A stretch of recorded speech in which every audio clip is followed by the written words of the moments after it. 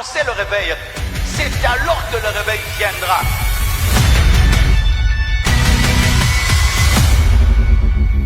Maintenant, c'est à vous d'aller. C'est à vous d'exercer votre autorité. Dieu était conscient et voyait le problème de l'humanité. Et ses yeux étaient concernés, son cœur était concerné de ce qui se passait ici sur la terre.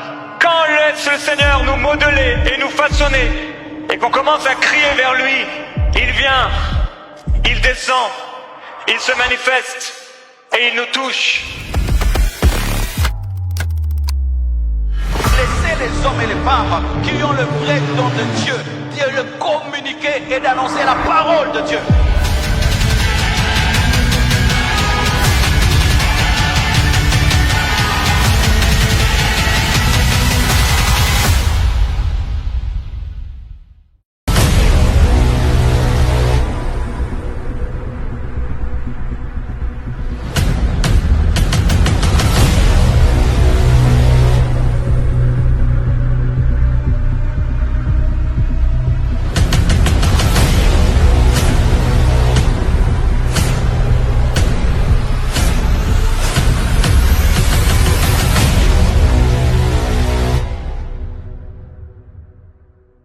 Pascal, ce qui a fait qu'on soit là en retard. Mais quand même, j'ai intercédé pour l'orateur parce que nous étions en avance de 20 minutes. Et vous voyez, c'est là où j'ai compris que les derniers peuvent devenir les premiers. Donc j'étais en train d'intercéder, il sera là, est-ce qu'il sera là? Avec ses embouteillages. Mais Dieu a fait qu'il soit là avant nous. Donc pareil aussi, toi qui penses être en retard, en soit tu n'es pas en retard. Un jour, tu comprendras que tu es déjà en avance. Ce que Dieu va faire dans ta vie ce matin, on acclame le Seigneur. Alors ce matin, Dieu va nous faire du bien. L'homme qui va nous apporter la parole ce matin, c'est un fils de la compassion. Il est serviteur de Dieu à la compassion Bruxelles. Donc hier, nous étions là avec son père. Vous avez vu comment Dieu était à l'œuvre au travers de son Père spirituel. Et nous croyons que tel Père, tel Fils. Amen. Est-ce que tu le crois? Est-ce que tu le crois? Est-ce que tu le crois? Il fait un grand travail à côté de l'homme de Dieu, le pasteur Joseph Ioni. Il n'est pas célibataire, il est marié à une seule femme sans intention de divorcer ni de là. Amen, amen. Ça, c'est notre culture à la compassion, non au divorce. Amen. Sa précieuse épouse se nomme Maman Sarah. Alors que Maman Sarah se tient debout, on acclame le Seigneur. Vous êtes la bienvenue à la compassion Massina. Merci beaucoup. J'aimerais aussi honorer ces trois princesses, ces trois princes, voilà. Ces trois princes, alors que les trois garçons se tiennent debout, on acclame le Seigneur. Que Dieu vous bénisse, mes amis. Amen. Que Dieu soit béni. Alors, je ne sais pas si tu es dans la joie d'accueillir l'homme de Dieu, les pasteurs. Est-ce que tu es dans la joie? Moi, je me l'appelle les pasteurs, mais je sais qu'il est déjà pasteur. Papa, Pati, alors qu'il s'approche, on acclame le Seigneur.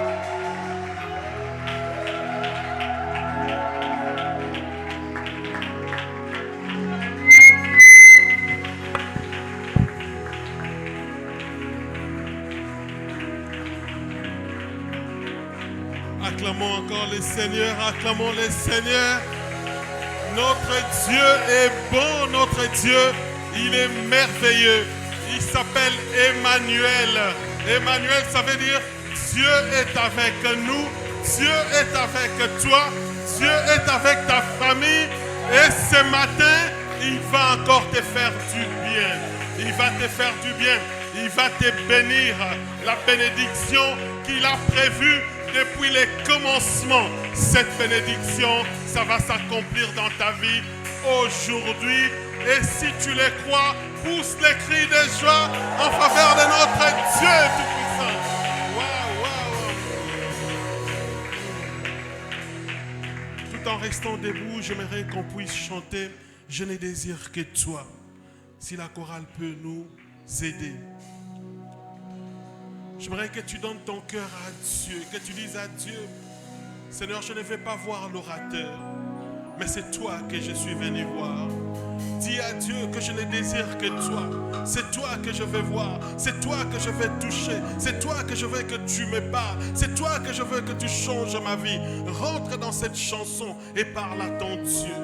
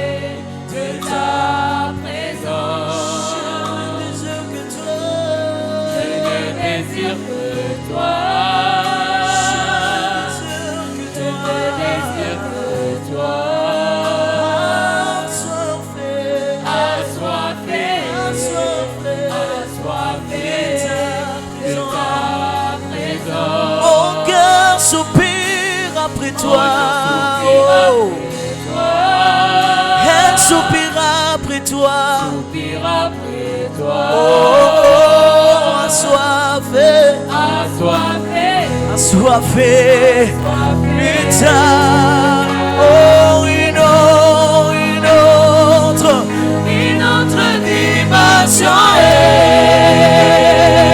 est en ce lieu.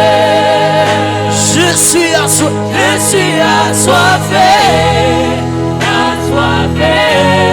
de ta présence. Une autre dimension.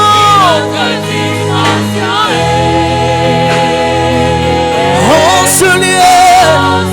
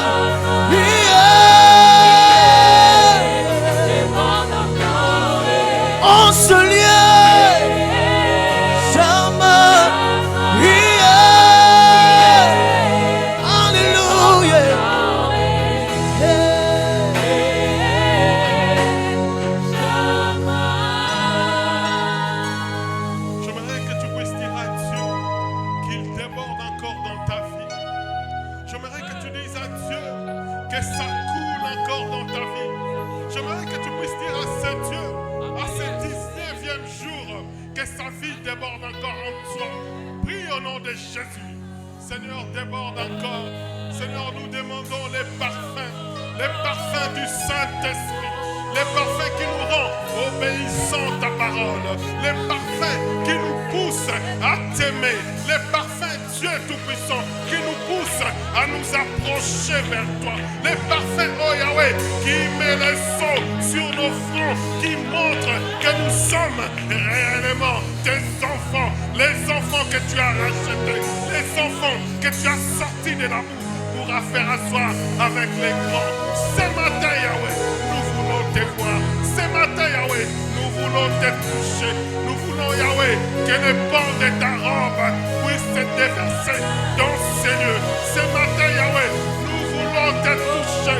Ce matin, Yahweh, nous voulons que nous arrêtons de saigner.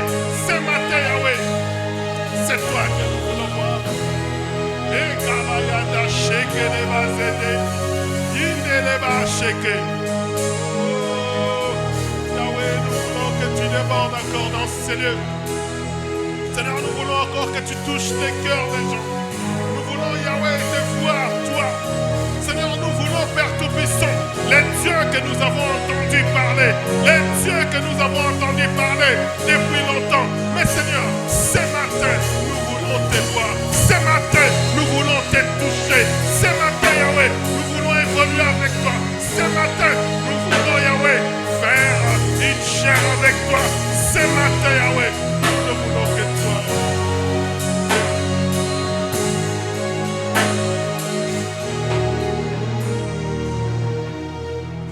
Seigneur, nous te bénissons ce matin.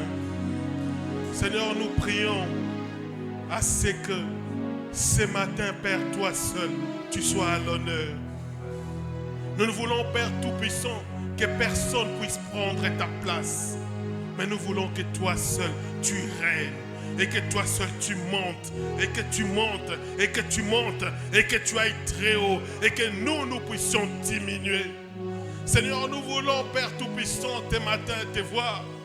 Comme il est écrit dans ta parole, nous avons entendu parler de toi.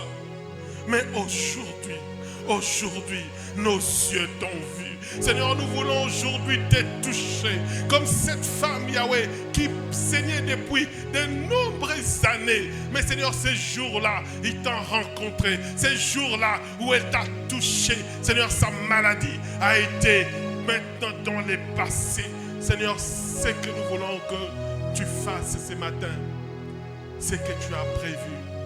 Nous prions que les parfums du Saint-Esprit, les parfums qui nous poussent à t'obéir à toi, seul les grands dieux, puissent se répandre dans ces lieux. Nous voulons, Yahweh Tout-Puissant, que les pans de ta robe puissent noyer, inonder ces lieux, de façon à ce que toi seul, tu puisses te manifester, toi seul, tu puisses être élevé. Nous voulons, Yahweh, que ces cultes te rendent toi seul gloire. Seigneur, que toi seul, que tu dises que tu es content du culte qu'on t'a donné. Seigneur, que ça ne soit pas un homme, mais que ça soit toi.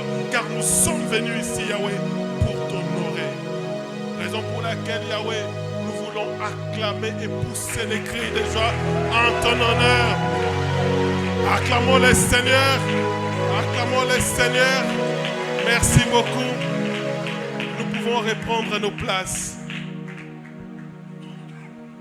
Gloire à Jésus. Waouh. Je suis content déjà de voir à 7 heures du matin, vous êtes là. Amen. Vous savez, dans d'autres pays, c'est très difficile d'avoir des gens les matins comme ça parce que les gens, ils sont tellement speedés, ils roulent à du 120 à l'heure et du coup, parfois, ils mettent les choses des dieux un peu à côté. Mais ce matin, vous êtes là. Vous êtes là, ce n'est pas parce que vous avez voulu. Aujourd'hui, j'aimerais tout simplement que nous puissions pratiquer la Bible. Amen. Alors, la manière dont moi je parle, la manière dont Dieu m'a inspiré, c'est pour que vous puissiez pratiquer la Bible. Parce qu'il y a beaucoup de gens qui pensent que la Bible, ce sont tout simplement les écrits. Non, la Bible n'est pas tout simplement les écrits, Mais la Bible, c'est aussi la vie, une vie manifeste, une vie qui est réelle. Je prie le Dieu Tout-Puissant que la vie qui est écrite dans la Bible, que ça t'arrive aujourd'hui. Je prie le Dieu Tout-Puissant que tout ce qui est écrit dans la Bible, que ça t'atteigne aujourd'hui. Que tu puisses dire, je vois effectivement qu'il est écrit ceci dans la Bible et dans ma vie, ça se manifeste de telle façon. Alors mon frère, ma soeur, j'aimerais te dire une chose. Si tu es venu ici, tu penses peut-être que tu es venu par hasard. Tu penses peut-être que c'est l'habitude. Mais moi, j'aimerais te dire une chose. Tu n'es pas venu parce que toi seul tu voulais. Tu es venu parce que quand Dieu t'a créé, il avait téléchargé les 19 aujourd'hui. Il avait dans ton programme, dans ton agenda caché, quand tu étais encore poussière, quand tu n'existais pas encore, dans les plans de Dieu, il y avait déjà une date qui était mentionnée, les 19. Amen. Les 19. Mon frère, ma soeur, les 19 étaient écrits. Quand Dieu était en train de te programmer, un certain jour, il a dit, les 19, il sera là, les matins, il viendra. Il sera certes dans les embouteillages, mais il finira par venir en ces lieux de façon à ce qu'il écoute mes oracles. Amen. Je bénis le Seigneur Dieu Tout-Puissant pour l'opportunité qu'il me donne ce matin encore de passer devant vous. Je ne le mérite pas, c'est tout simplement par sa grâce. Amen. Et je prie que sa grâce puisse m'accompagner depuis le début de ce message jusqu'à la fin. Je remercie aussi infiniment le pasteur Justin ainsi que maman Divine pour cette marque de confiance. En fait, je ne suis pas encore pasteur. Je suis tout simplement un homme de Dieu, un homme qui est juste à côté du pasteur Joseph pour essayer de faire avancer le royaume de Dieu. Mais je crois fortement, fortement à tout ce qui est écrit dans la Bible. Je n'enlève rien. Tout ce qui est écrit dans la Bible, même là où Dieu crie sur les gens, même là où Dieu dit que si tu ne fais pas ça, il y a telle manière qui va t'arriver. Je crois en tout ça, mais je prie au nom de Jésus que ça ne m'arrive pas ces malheurs. Et je prie aussi que ça ne vous arrive pas. Si tu crois ça, dis Amen. Amen. Je bénis aussi le Seigneur parce qu'il m'a donné une très belle épouse qui est Sarah, qui a accepté aujourd'hui de m'accompagner pour vous donner ce message. Merci beaucoup mon épouse, merci ma chérie pour ça. Je bénis aussi le Seigneur pour mes 3 enfants que j'appelle 3 roues qui ont arrêté de dormir. Ils ont coupé et ils ont décidé de venir ce matin ici à Massina pour que nous puissions bénir le peuple de Dieu. Amen. Alors, ce matin, j'aimerais nous entretenir, je vais dire nous entretenir d'un thème que le pasteur de Dieu a inspiré au pasteur Justin. Alors, ce thème, c'est mon héritage en Christ. J'essaye vraiment de parler lentement pour que tout le monde puisse comprendre. Excusez-moi, j'aurais peut-être un moment, j'aurais à tousser parce que je sens un peu la pollution, en fait, un peu de pollution. Je suis un peu allergique, ce qui fait que de temps en temps, je vais commencer à tousser. Amen. Mon héritage en Christ. Je n'aimerais pas ce matin vous redéfinir encore ce que c'est l'héritage. Je pense que depuis les débuts de ces enseignements, les orateurs, les pasteurs qui sont passés ici, ils vous ont parlé de ce que c'était l'héritage. Je pense qu'ils ont eu le temps de vous expliquer encore ce que c'était vraiment l'héritage en Christ. Est-ce qu'il y a parmi vous les gens qui ont compris ce que c'est l'héritage en Christ? Est-ce que vous avez compris l'héritage en Christ? L'héritage en Christ, ce n'est pas seulement ce qui est écrit dans la Bible. Ce n'est pas ce qu'on appelle fable tout simplement. L'héritage en Christ existe réellement. Dieu a réservé l'héritage pour chaque chrétien. Amen. Alors, avant de commencer mon message, j'aimerais qu'on puisse lire la parole de Dieu. Amen. Nous allons lire 3 morceaux de la parole de Dieu. Et après, nous allons entrer dans les vifs de mon message. Nous allons nous lever pour honorer la parole de Dieu. Les premiers textes que nous allons lire, ça sera dans Jean chapitre 1er. Jean chapitre 1er, à partir du verset 11 jusqu'au verset 13. Si vous avez la possibilité, vous pouvez lire déjà à partir du verset 6. Je pense que c'est les premiers versets, le pasteur Justin en avait déjà parlé, mais je viens ici les répéter. Est-ce que vous avez trouvé? Jean chapitre 1er, à partir du verset 11. Je vais lire au nom de Jésus. Elle est venue chez les siens. Elle, c'est la parole, la lumière. Elle est venue chez les siens et les siens ne l'ont point reçue. Je répète, la lumière est venue chez les siens et les siens ne l'ont point reçue. Verset 12. Mais à tous ceux qui l'ont reçu, à tous ceux qui l'ont reçu, à ceux qui croient en son nom, elle a donné le pouvoir de devenir des enfants de Dieu. À tous ceux qui l'ont reçu, à ceux qui croient en son nom, la lumière a donné le pouvoir de devenir enfants de Dieu. Verset 13. Lesquels enfants de Dieu sont nés non du sang, ni de la volonté de la chair, ni de la volonté de l'homme, mais de la volonté de Dieu. Amen. Nous allons lire encore la parole de Dieu dans les livres des Romains, chapitre 8, verset 16 et le verset 17. Romains 8, 16, 17. L'Esprit lui-même rend témoignage à notre esprit que nous sommes enfants de Dieu. Or, si nous sommes enfants de Dieu, nous sommes aussi héritiers, héritiers de Dieu et co-héritiers de Christ, si toutefois nous souffrons avec lui, afin d'être glorifiés avec lui. Troisième lecture que nous allons faire, ça sera Galates chapitre 4, verset 1. Galates chapitre 4, verset 1. Je vais lire au nom de Jésus encore.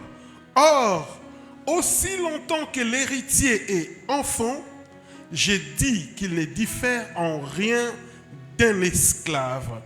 Quoi qu'il en soit, le maître de tout. Acclamons la parole de Dieu et reprenons nos places.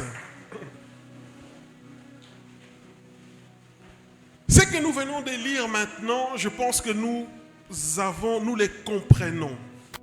Nous les comprenons bien. On voit dans ces 3 portions d'écriture, on parle de l'héritage, on parle de l'enfant, on parle d'esclave aussi. Mon frère, ma soeur, j'aimerais te dire que l'héritage n'est pas une affaire des enfants. Vous allez les comprendre pourquoi j'ai dit ça. L'héritage, en fait, je ne vais pas définir l'héritage parce que je pense que beaucoup d'orateurs l'ont déjà défini. Hier encore, le pasteur Joseph a défini ce que c'était l'héritage. Il est rentré dans ce qu'on appelle l'héritage en Christ. Aujourd'hui, moi j'essaye de me baser sur ce qu'eux ils ont déjà mis pour essayer de monter un peu. L'héritage, c'est que vous devez savoir, ce n'est pas quelque chose des enfants. Je pense que, vous voyez un enfant de 2 ans, un enfant de 3 ans, penser à l'héritage, c'est un peu compliqué. Les enfants, ils regardent d'autres choses. Les enfants, ils ne regardent pas nécessairement l'héritage, mais ils regardent par exemple s'il est avec son papa, qu'est-ce qu'il va manger, est-ce qu'on va lui acheter un jeu ou est-ce qu'il va jouer, etc. entre l'héritage, c'est l'affaire des parents. Je pense que s'il y a des parents ici, vous savez ce que vous voulez que vos enfants deviennent. Vous savez ce que vous voulez donner à vos enfants. Chaque parent, il veut que son enfant puisse être bien. Chaque parent, il veut que quand son enfant atteindra l'âge de maturité, quand son enfant, il va commencer sa vie, qu'il puisse recevoir de son papa quelque chose pour permettre à cet enfant d'être boosté dans la vie. Amen. Chaque parent, il veut le bien de son enfant. Sauf peut-être les parents démissionnaires. Mais un vrai parent, un vrai papa, quand il travaille en réalité pour que sa famille soit bien. Il travaille en réalité pour que ses enfants puissent recevoir, quand ils seront matures, des choses de façon à ce qu'ils ne souffrent pas dans leur vie. C'est ça être un parent. La Bible nous dit ici, dans Jean chapitre 1er, à tous ceux qui l'ont reçu, en ceux qui croient en son nom, il leur a donné le pouvoir de devenir enfants de Dieu. Donc le fait que nous avons reçu Jésus, le fait que nous avons accepté Dieu dans notre vie, nous sommes en réalité des enfants de Dieu. Ici, je ne suis pas en train de parler aux païens, mais je suis en train de parler à ces enfants qui ont été rachetés par le sang de Jésus-Christ. J'aimerais que tu dises à ton frère qui est juste à côté de toi, je suis un enfant. Nous sommes des enfants. Donc vous comprenez que l'affaire de l'héritage, comme j'ai dit, ce n'était pas l'affaire des enfants, c'était l'affaire des parents. Si nous sommes les enfants de Dieu, ça veut dire que l'affaire de l'héritage, c'est l'affaire de Dieu. C'est l'affaire de Dieu. L'affaire de l'héritage, ce n'est pas ton affaire. Mon frère, ma soeur, toi là où tu es, tu peux jouer parce que ton papa, il est en train de préparer des choses pour toi. Tu ne peux pas être dans la situation où tu te trouves. Tu dois réclamer ton héritage. Tu dois dire à Dieu, tu es un papa responsable, comme on a toujours chanté. Parce que tu es un papa responsable, je ne dois m'occuper de rien. Car je sais que quand tu m'as créé, car je sais, quand tu as décidé que je sois un homme, tu avais déjà un héritage. Parce que tu es un papa responsable. Mon frère, ma soeur, j'aimerais que tu puisses palper la Bible. J'aimerais pas que tu puisses m'écouter tout simplement, mais j'aimerais que tout ce que je suis en train de dire, que ça puisse percer ton esprit, que ça puisse rentrer dans ton âme, que tu puisses les posséder, que tu puisses dire, effectivement, c'est Dieu là, c'est mon papa. J'aimerais qu'on sorte de la Bible, que tu ne restes pas accroché à ce qui est écrit, mais que tu vives la Bible. Il faut vivre la Bible. Il faut vivre la Bible. Tu es un enfant de Dieu. Imagine-toi que tu sois un enfant d'un ministre, que tu sois un enfant d'un président. Est-ce qu'un jour, tu pourras te poser des questions? Comment j'ai fait pour aller par exemple à l'école? Comment j'ai fait pour manger? Nous devons reconsidérer la Bible. Nous devons, en lisant la Bible, prendre Dieu par des mots. Parce que ce n'est pas moi qui ai écrit, ce n'est pas moi qui ai dit, mais c'est la Bible qui le dit. Parce que nous croyons en la Bible. Nous croyons que si la Bible dit nous sommes des enfants de Dieu, nous sommes réellement les enfants de Dieu. Et tu dois te réjouir le fait que tu es un enfant de Dieu. Tu ne dois pas être triste, car ton Père, car celui qui t'a créé, il est Dieu. Tout lui appartient, tout lui appartient. Il n'a rien qui lui manque. Il a tout. Il a la terre entre sa main. Quelle grâce d'être un enfant de Dieu. Quelle grâce d'être un enfant de Dieu. Je vais peut-être aller encore de l'autre côté. Si tu es un enfant de Dieu, mais tu n'es pas mature. Si tu es un enfant d'un roi des rois, mais tu ne le sais pas. Il n'y a pas de différence entre toi et un esclave. C'est la Bible aussi qui le dit. J'aimerais tout simplement que tu puisses savoir que Dieu, quand il t'a créé, il avait déjà téléchargé en toi la réussite. Il avait déjà téléchargé en toi une vie Zoé, une vie de bonheur, une vie de surélevée, une vie de victoire. En réalité, quand tu deviens un enfant de Dieu, tu dois vivre la vie que Jésus-Christ a vécue quand il était sur terre. Vous connaissez la vie que Jésus a vécue quand il était sur terre. Mon frère, ma soeur, je ne sais pas si vous êtes en train de suivre ce que je suis en train de vous dire. Ce matin, je suis venu révolter votre vie. Ce matin, je suis venu vous dire que vous n'êtes pas n'importe qui. Ce matin, je suis venu vous dire que vous êtes les enfants du roi des rois. Et si tu le crois, donne-moi un grand amen. Dieu, il est notre Père. Jésus-Christ, il est notre frère. Dieu n'est pas un Dieu injuste. Dieu ne peut pas favoriser un enfant et l'autre le laisser. Si Dieu, il a favorisé Jésus-Christ, il a donné à Jésus quand il était sur terre tout ce dont Jésus avait besoin. Et toi, pourquoi est-ce que Dieu va faire l'injustice? Quelle est la vie que Jésus menait sur terre? C'était une vie de victoire. C'était une vie de réussite. C'était une vie de la tête et non de la queue. C'était une vie d'avancement. C'était une vie d'impactation. Jésus, il avait une vie où tout lui obéissait. C'est ça la vie que Jésus avait. Et mon frère, ma soeur, Dieu, il veut que tu aies aussi cette vie. Il veut que tu aies aussi cette vie, car tu es aussi son fils. La Bible dit, tel il est, tel nous sommes. J'aimerais que tu puisses dire dans ta vie, dans ton cœur chaque fois, tel il est, tel je suis. Quand tu es dans une situation difficile, dis, Seigneur, qu'est-ce qui se passe? Est-ce que je suis immature? Parce que tu dis dans ta parole, tel tu es, tel je suis. Et pourquoi cette histoire m'arrive? Et pourtant, Jésus, à un moment, il était aussi un enfant. Il avait aussi besoin de grandir. Il avait aussi besoin que ses parents les lavent. Il avait aussi besoin qu'on lui donne à manger quand il était encore petit. Tu peux peut-être te poser la question, est-ce que je ne suis pas encore dans cette étape-là? Est-ce que je ne suis pas encore trop petit? Et Dieu, il se doute un peu de me donner des responsabilités. Peut-être t'es posé cette question. La Bible nous dit dans Matthieu chapitre 19, versets 27 à 29. Pierre prenant la parole et lui dit, voici, nous avons tout quitté. Nous t'avons suivi. Qu'en sera-t-il pour nous?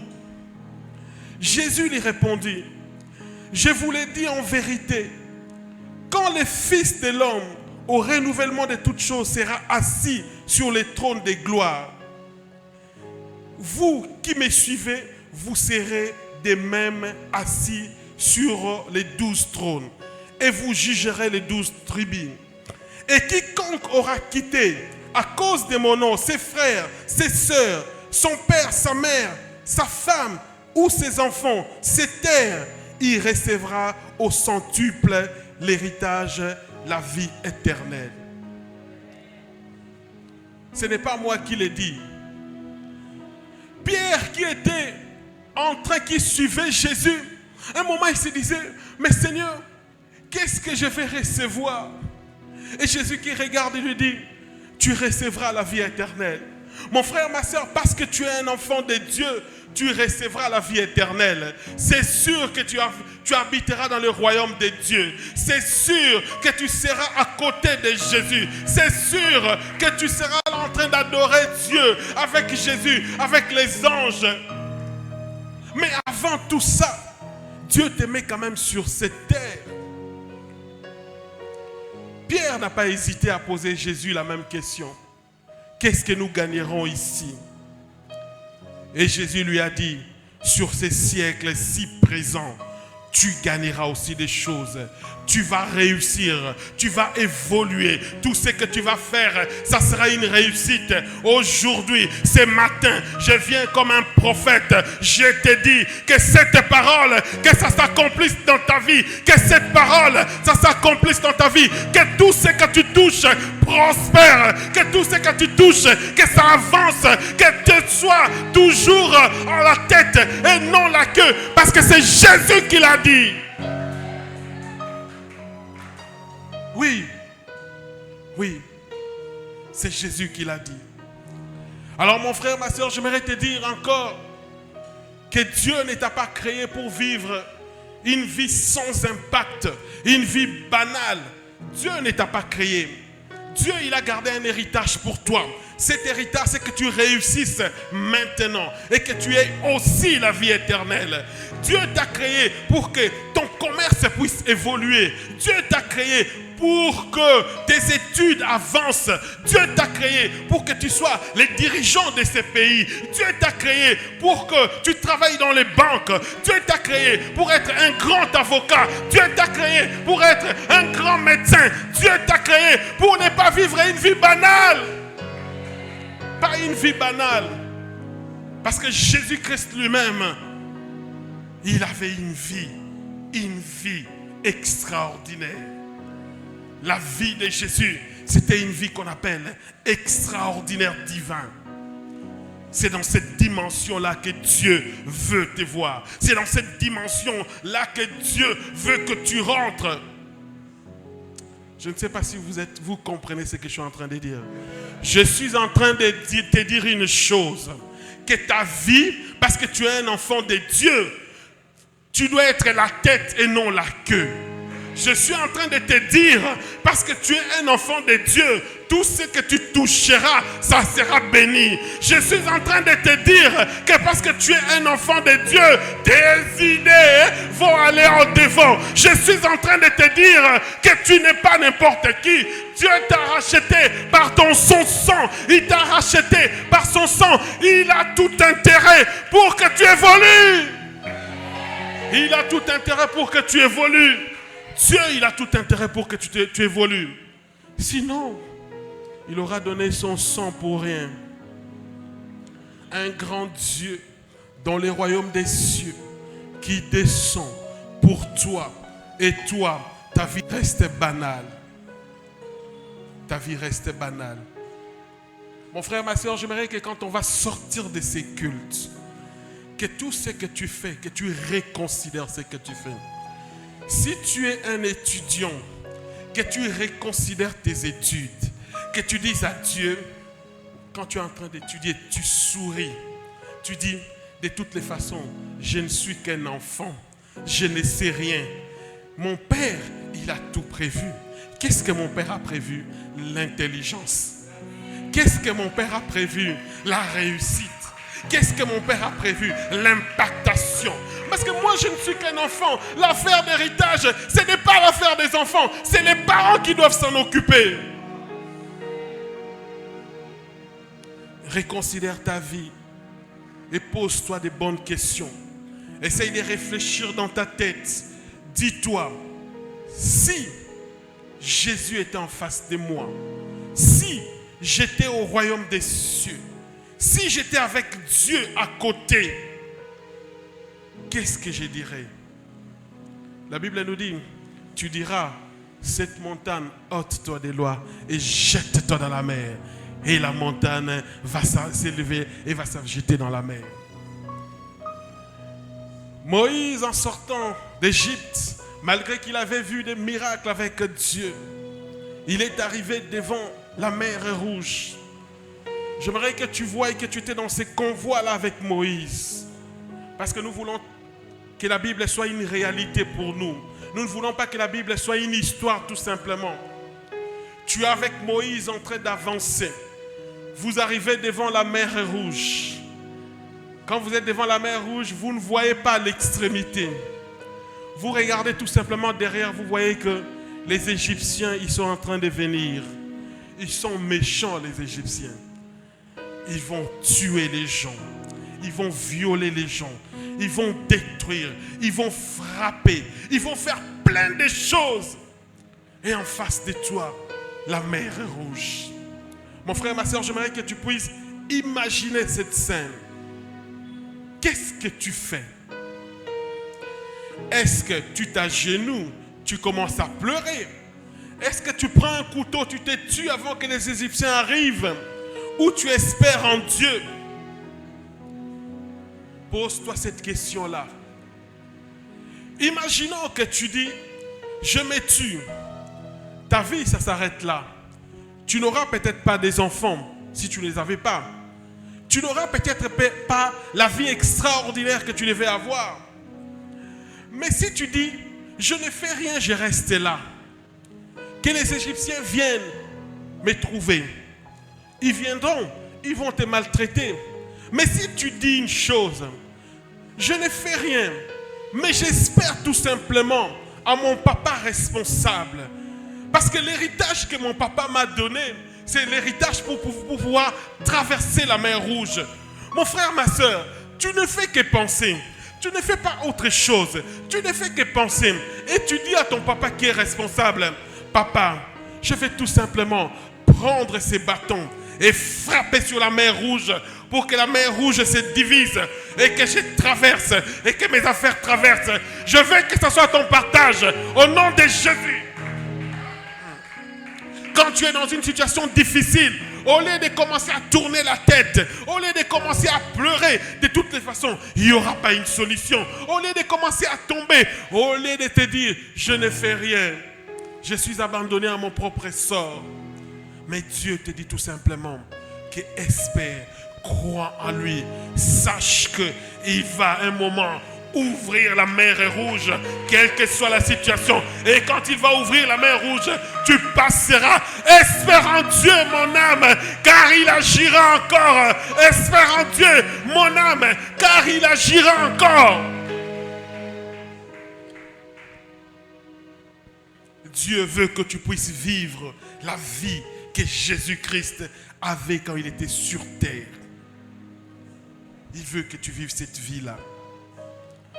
Mais mon frère, ma soeur, pour vivre cette vie-là, cette vie qui a déjà été donnée par le Saint-Esprit, l'Esprit de Dieu qui est en toi, parce que tu es un enfant de Dieu, il y a beaucoup de défis à relever. Il y a beaucoup de défis à relever. Moi, je voulais bien parler d'un sous-thème qui est comment posséder mon héritage. Comment est-ce que tu peux faire pour vivre la vie que Jésus avait quand il était sur terre? Une vie extraordinaire, une vie de réussite, une vie de la tête et non de la queue, une vie où tu invites d'autres personnes à aimer Dieu. Mon frère, ma soeur, tu sais, il y a des gens, des non-croyants, des gens qui sont dans des situations difficiles, qui sont à tes côtés. Il y a parfois tes amis, il y a parfois tes voisins. Parce qu'ils voient que tu ne manifestes pas encore la vie extraordinaire de Dieu. Ce qu'on appelle l'extraordinaire divin. Ils sont là loin, ils ne savent même pas s'approcher à Dieu. Vous savez, je n'aimerais pas que Dieu nous demande un jour, qu'est-ce que tu as fait de tes voisins? Je t'ai donné la vie. Qu'est-ce que tu as fait pour que les voisins ne viennent pas à Dieu?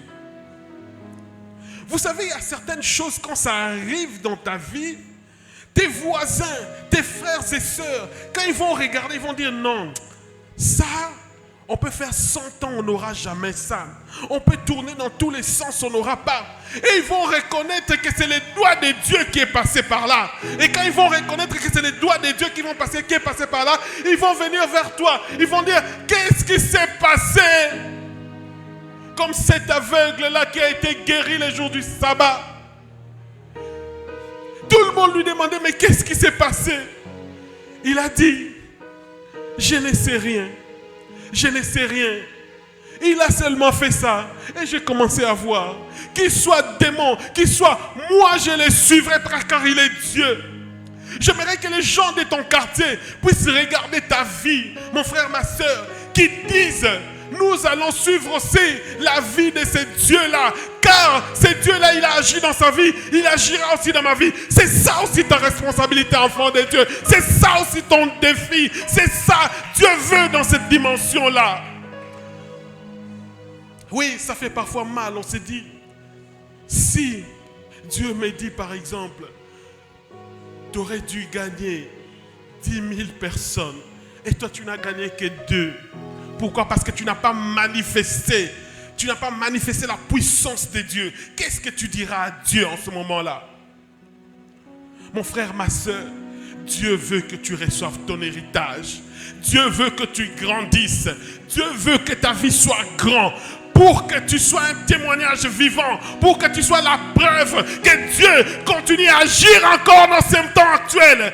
Dieu, il veut ça. Il veut qu'on puisse te voir quand tu marches, qu'on voit que ce monsieur-là, il est ministre, mais le matin avant de sortir, il a des genoux fléchis pour dire à Dieu, Seigneur, merci, parce que c'est toi qui m'as donné ce poste. Dieu aimerait que tu ne restes pas tout simplement en train de vendre des petites choses, mais Dieu aimerait que tu sois dans la chaîne alimentaire. Dieu aimerait que tu ouvres des boutiques, que tu ouvres des magasins, que tu sois grand et que le nom de Jésus soit élevé. C'est ça, dans cette dimension-là, que Dieu veut te voir. Extraordinaire divin. Pour arriver à ce stade extraordinaire divin, tu dois vaincre 4 défis de la nouvelle naissance. Tu dois vaincre les 4 défis. Ce qu'il faut vaincre d'abord, c'est quoi? Il faut grandir. Il faut grandir. Tu es un enfant de Dieu. Pour pouvoir avoir l'héritage de Dieu, tu dois grandir. Amen. Tu dois grandir. La deuxième chose que tu dois faire, tu dois devenir fort. La troisième chose, tu dois avoir la maturité. Et la 4e chose, tu dois conquérir. Amen. Amen. Grandir, devenir fort, être mature et conquérir. C'est comme ça que tu auras la vie qu'on appelle l'extraordinaire divin. C'est comme ça que tu vas vivre la vie de Jésus. C'est comme ça que tu pourras dire à ces paralytiques, je n'ai ni l'or ni l'argent pour te donner ce que j'ai. Prends ton lit et marche. C'est comme ça. Quand je parle des paralytiques, je parle des paralytiques de ta vie aussi. Si ce sont des études qui sont paralytiques dans ta vie, tu diras à tes études, je n'ai ni l'or ni l'argent. Je n'ai pas l'intelligence que j'ai. Je dois réussir. Si c'est le travail que tu es en train de chercher, tu vas dire à Dieu, je n'ai pas de connaissances, mais c'est que j'ai. Prends ton lit et marche. Moi, je crois à cette sainte écriture. Je crois fermement que Dieu peut le faire. Et Dieu, il a les devoirs de le faire. Je vous dis des choses que je connais, des choses que j'ai vécues moi-même, des choses que Dieu m'a révélées. Je ne suis pas en train de vous parler des choses que je n'ai pas vécues, mais je vous parle des choses que j'ai palpées moi-même. J'ai palpé la fidélité de Dieu. Je sais jusqu'où Dieu peut aller. Je sais comment Dieu peut te favoriser. Tu as un diplôme qui est en train de pourrir à la maison. Je sais comment Dieu, il peut prendre ce diplôme. C'est lui qui amène ça au bureau. Il dépose au bureau. Et toi, on t'appelle tout simplement. Dieu, il est capable de le faire. Mais il faut arriver pour obtenir cet héritage. Vaincre ces défis. Grandir. Devenir fort. Être mature et conquérir. J'aimerais plus parler d'être mature. Grandir. Le diable ne pourra pas t'empêcher de grandir.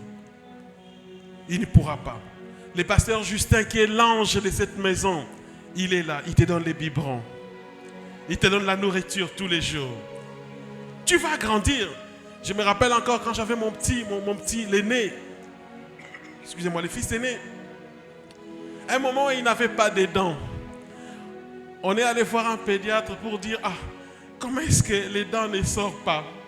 Le pédiatre a dit, Est-ce que vous avez déjà vu un enfant sans dents? Vous avez déjà vu quelqu'un qui grandit sans dents? Il y aura, ça va venir. Sachez que si vous êtes un enfant de Dieu, vous devez grandir. Qu'on l'éveille ou pas, que les diables fassent tout ce qu'ils veulent.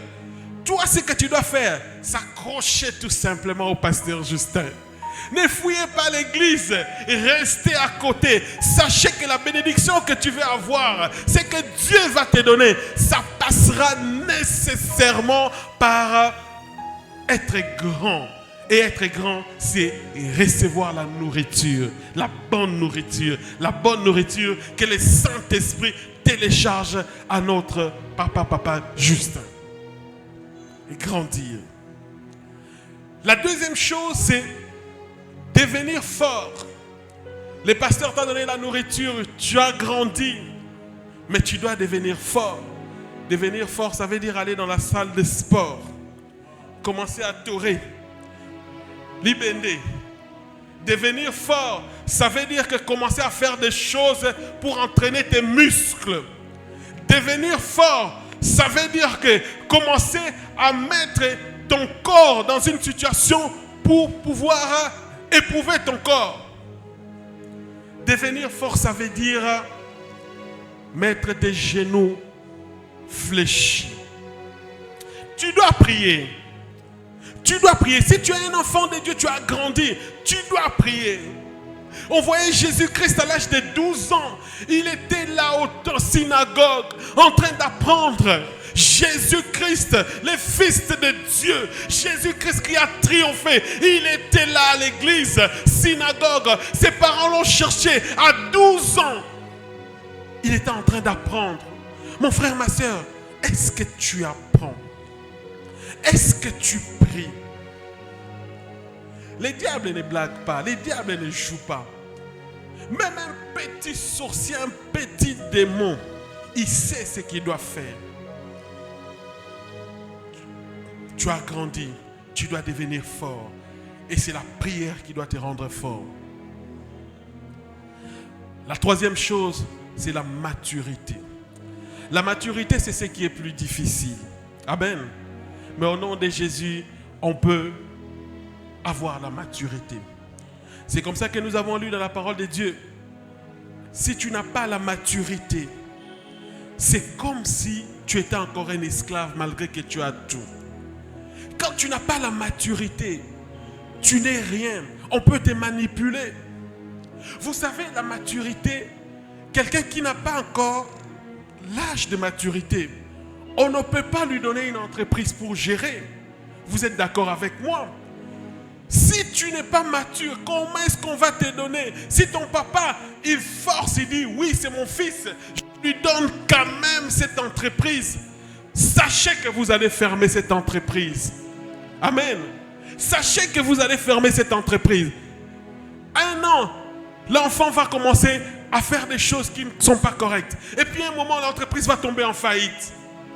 Notre Dieu ne veut pas que son entreprise tombe en faillite. Notre Dieu, je vais le dire calmement, n'engage pas les enfants soldats. Pas des enfants soldats. Il veut des soldats matures, les adultes. Parce qu'il sait que s'il engage des enfants soldats, ils seront tués au front. La maturité. La maturité. Tu dois avoir la maturité. C'est la partie la plus compliquée des enfants de Dieu. La maturité. Être mature. Si le diable ne t'empêche pas à grandir, à devenir fort, il va être là pour t'empêcher à être mature. Et qu'est-ce que le diable va utiliser pour que tu ne sois pas mature? Il va utiliser quelque chose qui est en toi. Ça ne sera même pas lui qui va venir, mais il va utiliser quelque chose qui est en toi. Il va utiliser ta chair. Le diable, il va utiliser ta chair. Il va commander ta chair. Il va dire à ta chair, chair, fais ceci. Et chaque fois que ta chair va commencer à faire des choses, en ce moment-là, toi, tu ne pourras pas être mature. En ce moment-là. La chair, c'est quoi? La chair, c'est le contraire de l'esprit. La Bible nous dit, marchez selon l'esprit et vous n'accomplirez pas les désirs de la chair. Je vais faire encore un petit résumé. On est en train de parler de l'héritage en Christ. Nous avons cet héritage en Christ. L'héritage est donné pour vivre la vie de Jésus. L'héritage te permet de passer partout. L'héritage te permet d'être grand. Mais pour avoir cet héritage-là, tu dois être un enfant de Dieu. Or, tu l'es déjà. L'héritage de Dieu te donne non pas seulement la vie éternelle, mais ça te donne aussi le pouvoir sur tes affaires ici. Mais pour avoir cet héritage-là, il y a les défis de la nouvelle création. Ces défis, j'ai donné les 4 défis. Et les deux premiers défis, c'est facile. Mais la maturité devient compliquée. Comme ça, on se situe encore, on est où? Le diable, il va tout faire. Parce qu'il a son allié en toi. Son allié, c'est quoi? C'est ton corps, c'est ta chair. C'est ce qui est contraire de l'esprit. Le diable, il va tout faire parce qu'il n'a pas pu t'empêcher de naître. Il n'a pas pu t'empêcher de devenir fort. Il va t'empêcher d'être mature pour que tu ne puisses pas hériter. Qu'est-ce qui se passe au niveau de la chair? Qu'est-ce qui se passe au niveau de la chair? Vous savez, l'être humain, il a 3 parties. On a l'esprit, on a l'âme et le corps. Les 3 parties. Qu'est-ce qui se passe? Normalement, ce qui doit conduire l'homme, c'est son esprit. C'est l'esprit qui doit tenir le volant qui est l'âme et amener la vie, amener l'être humain dans la destination que Dieu veut, vers ton bonheur, vers la réussite, vers les succès. Si l'esprit te conduit, tu ne pourras jamais faire un accident. Si l'esprit de Dieu te conduit, tu ne pourras jamais être en faillite. Si l'esprit de Dieu te conduit, tu ne pourras jamais être dans l'échec. Malheureusement, on a la chair qui veut prendre aussi la direction de l'âme. La chair qui veut aussi te conduire, prendre le volant pour que tu fasses sortir des routes. Et que fait la chair? La chair utilise les 5 sens. Il utilise ta vue. Il utilise ton ouïe. Il utilise sentir, goûter. Il utilise les organes des sens pour pouvoir prendre le contrôle de ton âme, pour pouvoir t'amener dans la destruction. Qu'est-ce que tu entends, mon frère? Qu'est-ce que tu parles? Qu'est-ce que tu touches? Qu'est-ce que tu sens?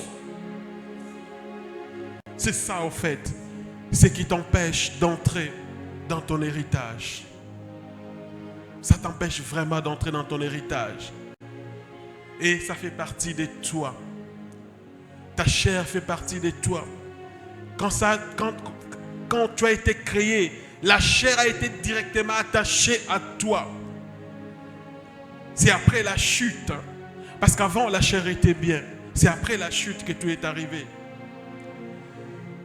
La chair veut que tu fasses des accidents. La chair veut que tu fasses des sorties des routes. La chair t'envoie à faire des choses.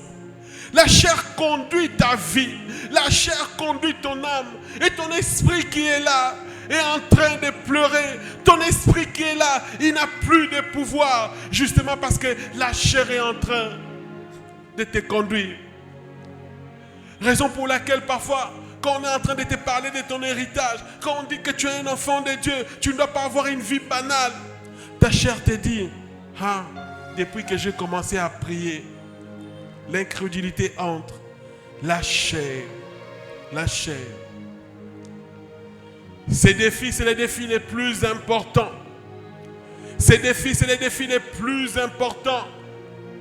Si tu n'arrives pas à vaincre ta chair, si tu n'arrives pas à crucifier ta chair, mon frère, ma soeur, c'est difficile. Tu recevras de l'héritage parce que tu es un enfant de Dieu. Mais tu es un enfant Tu es un enfant soldat. On ne peut pas te mettre au front. Tu ne peux pas aller puiser des grandes choses. Tu ne peux pas aller puiser des choses importantes. Tu ne peux pas dire, mer rouge, c'est par toi. Être conduit par l'esprit pour ne pas accomplir les désirs de la chair. C'est à ce point-là que les chrétiens sont des redoublants chroniques. Que fait ta chair? Tu prends la décision par rapport à ce que la chair te dit. Au départ, la chair ne pouvait pas déterminer nos mouvements. La chair ne pouvait pas déterminer la direction de notre âme. C'est l'esprit qui est le conducteur. C'est l'esprit qui est l'esprit de Dieu qui devait te conduire. Mais parce que tu as été bombardé, ton âme a été bombardée par tout ce que tu as entendu. Ton âme a été bombardée par tout ce que tu as touché. Raison pour laquelle ton esprit ne sait plus te conduire. Je le dis avec beaucoup de désolation. Et je le dis, si tu n'arrives pas à crucifier ta chair, ça va être difficile. Mon frère, ma soeur, j'aimerais que tu te poses cette question-là. Ta chair te conduit où? Ta chair te conduit où? Quand Lazare était mort, on a appelé Jésus pour lui dire, avant d'ailleurs, Lazare est malade. Qu'a fait la chair de Jésus? La chair a capté cette information. Il a intégré au niveau de l'âme de Jésus. Et Jésus, il a été attristé. Mais Jésus n'a pas fait de mouvement. Il n'a pas bougé pour aller auprès de Lazare. Parce que c'est sa chair. Et après, quand l'Esprit de Dieu a dit à Lazare, Lazare était déjà mort, maintenant tu peux aller. C'est en ce moment-là que Jésus-Christ, et il est allé, il a donné la solution à la mort de Lazare. Ça prouve que Jésus-Christ, il marchait selon l'Esprit et non selon la chair. Si c'était le pasteur Justin et qu'on lui dit, tel fidèle est malade, c'est ton bras droit, et que le pasteur ne part pas immédiatement, qu'allait dire l'église? Et on voit le pasteur Justin qui vient quand il est malade. Qu'allait dire l'église? Qu'allait dire la famille? Il a négligé. Il a fait ceci. Mais le pasteur Justin n'a pas encore eu l'ego de l'esprit pour aller. Marchez selon l'esprit et vous n'accomplirez pas les désirs de la chair. Mon frère, ma soeur, il ne faut pas que la chair te conduise. Pourquoi veux-tu être médecin? Pourquoi veux-tu être avocat? Pourquoi veux-tu grandir? Pourquoi veux-tu être ministre? Est-ce que c'est pour les règlements des comptes? Est-ce que c'est pour prendre les parcelles d'autres personnes? Est-ce que c'est l'esprit qui te conduit ou c'est ta chair qui te conduit? Oui, je reste un peu dans ce point-là. L'héritage de Dieu, le Saint-Esprit nous donne. Il veut que nous puissions avancer. Mais toi, quelles sont tes motivations? Quelles sont tes motivations? J'aimerais que ce matin, que tu puisses crucifier ta chair. J'aimerais que ce matin, que tu puisses crucifier ta chair. J'aimerais que ce matin, quelqu'un qui vient, qui t'insulte, il t'insulte, il fait n'importe quoi dans ta vie, mais tu regardes la personne, ta chair te dit, toi aussi tu as des verbes, toi aussi tu peux répondre. J'aimerais que tu puisses dire, que dit l'esprit? Si c'était Jésus, qu'est-ce qu'il allait faire? Jésus-Christ sur la croix, il a été frappé. Il a été traité de tous les maux. Si tu étais à la place de Jésus, qu'est-ce que tu allais faire? la chair. Ne sous-estimez pas la chair. Ne sous-estimez pas la chair qui est en vous. Ne sous-estimez pas. La chair est redoutable. Ne sous-estimez pas. Tu auras la maturité tout simplement les jours où tu auras crucifié ta chair. C'est en ce moment-là que Dieu te donnera les responsabilités. C'est en ce moment-là que tu pourras dire à Dieu, tu pourras dire à l'église, tu pourras dire à tes voisins, tu pourras dire à tes amis, l'Esprit du Seigneur est sur moi, car il m'a oint pour, et tu mettras tout. L'Esprit du Seigneur est sur moi, car il m'a oint pour être médecin, pour être avocat, pour être un grand homme d'affaires. Cette histoire, ça te concerne, mon frère, ma soeur. Tu veux obtenir ton héritage, tu veux posséder ton héritage, tu dois crucifier ta chair. Obtenir l'héritage, c'est très bien, mais sache que Dieu n'envoie pas les enfants soldats au front. Il n'envoie pas les enfants soldats. Il envoie les hommes matures. Et la maturité vient en crucifiant la chair. Et quand tu auras crucifié ta chair, tu pourras conquérir, qui est quatrième partie. Conquérir. Jésus-Christ, après 40 jours de jeûne et prière, il a été tenté par les diables. Le diable est venu, il lui a dit, tu as faim, transforme les pains, la pierre en pain. Et Jésus avait une réponse. Le diable est venu, il est monté en haut, il lui a dit, regarde, je te donnerai tout ça. Saute. Il ne l'a pas fait parce que Jésus-Christ, il marchait selon l'esprit.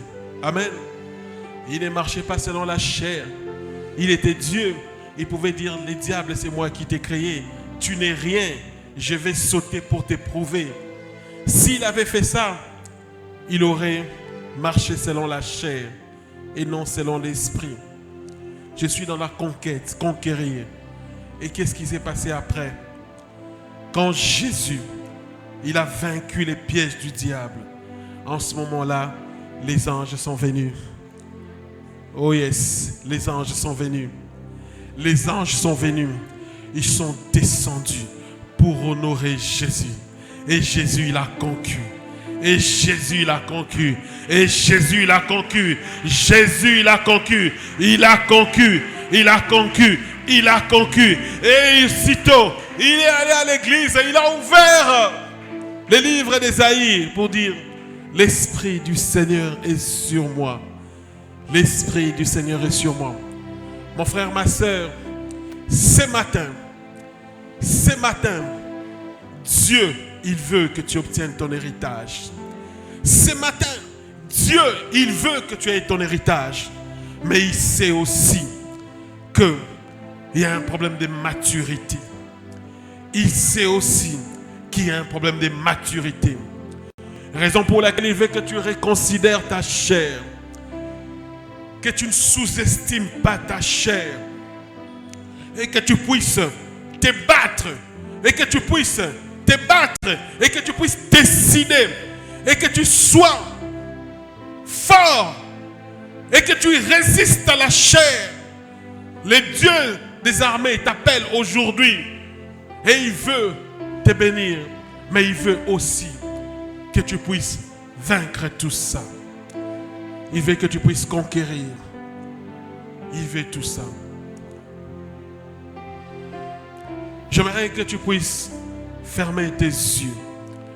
J'aimerais que tout le monde puisse fermer les yeux.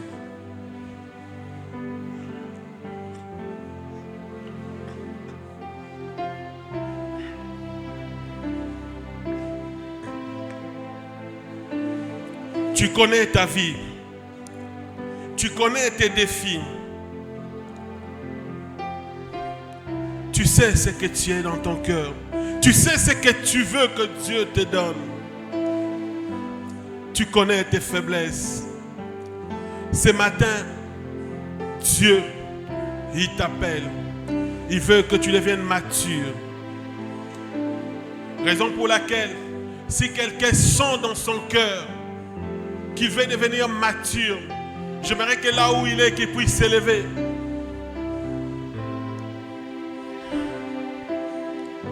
J'aimerais que tu puisses t'élever là où tu es. La Bible nous dit une chose. Si tu entends ma voix, il ne faut pas endurcir ton cœur.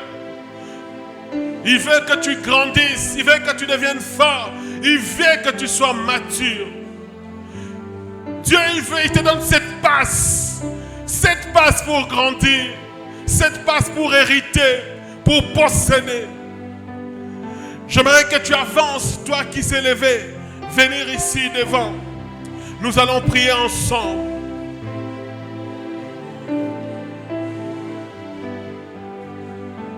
Il ne faut pas avoir honte, viens. Car aujourd'hui c'est ton jour.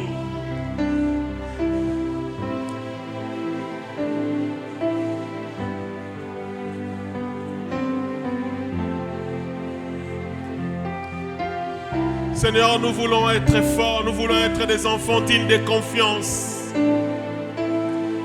Dieu ne veut pas que tu puisses prendre les armes pour te combattre. Il veut tout simplement que tu puisses s'associer à lui pour combattre l'ennemi commun qui est le diable. Toi qui es avancé, j'aimerais que tu pries. Prie de tout ton cœur, dis Seigneur, capacite-moi. Capacite-moi, Yahweh. Il est le Dieu de ta vie. Prie, prie, prie, prie, prie. Oh. La capacité vient de toi. Seigneur, nous ne pouvons rien faire, Yahweh. Seigneur, nous sommes faibles. Notre chair est faible. La Bible nous dit une chose. C'est que je veux faire. J'ai l'intention de le faire. Mais je n'arrive pas. Parce que ma chair me rend prisonnier. Libère-moi, Yahweh. Libère-moi, Papa. Plaire auprès de Dieu. Il est ton Papa. La Bible nous dit, il ne regarde jamais avec dédain la prière d'un malheureux. C'est ta volonté que nous voulons. Capacite-nous, Yahweh. Nous voulons ta capacité, Yahweh. Capacite-nous. Nous sommes faibles. Seigneur, nous avons un ennemi public dans notre vie. Cette chair qui nous conduit, Seigneur, vers la perdition.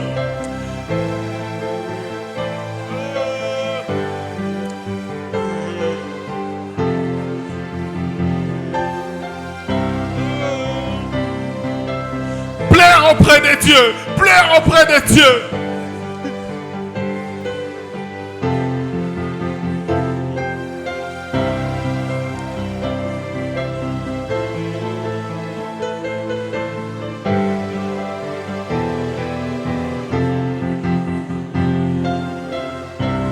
J'aimerais que tu lèves tes mains là où tu es. Levons nos mains, s'il vous plaît.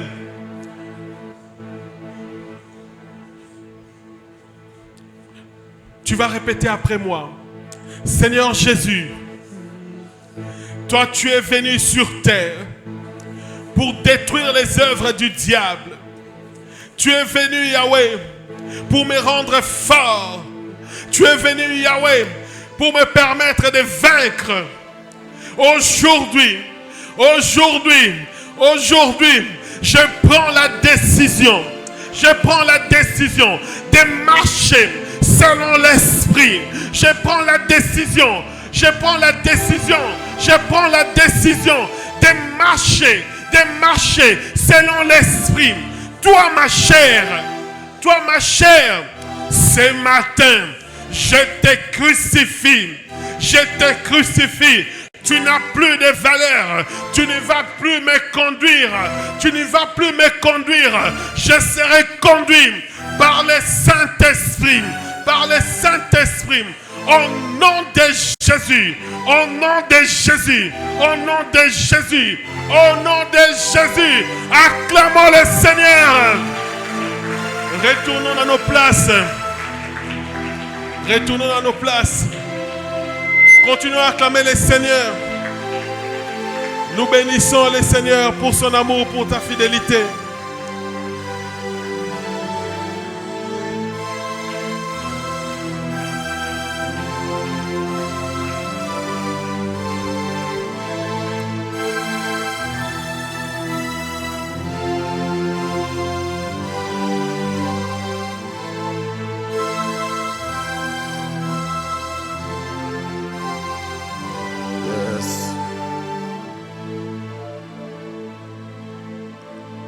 Nous voulons te ressembler, Jésus.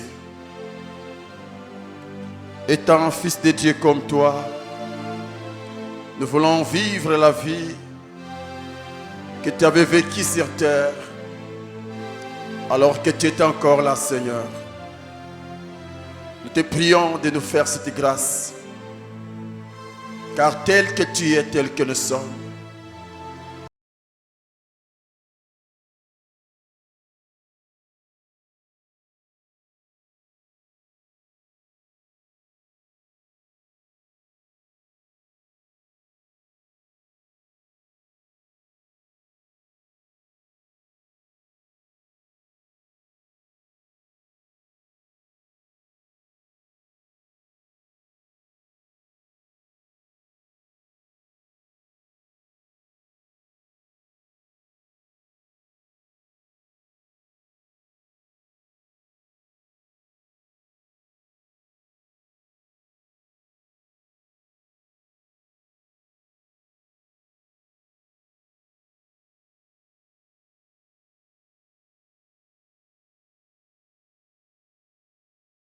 annoncer le réveil.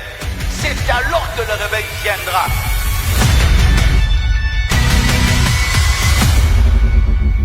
Maintenant, c'est à vous d'aller. C'est à vous d'exercer votre autorité. Dieu était conscient et voyait le problème de l'humanité. Et ses yeux étaient concernés, son cœur était concerné de ce qui se passait ici sur la terre. Quand on laisse le Seigneur nous modeler et nous façonner, et qu'on commence à crier vers lui, il vient, il descend, il se manifeste, et il nous touche. Laissez les hommes et les femmes qui ont le vrai don de Dieu, de le communiquer et d'annoncer la parole de Dieu.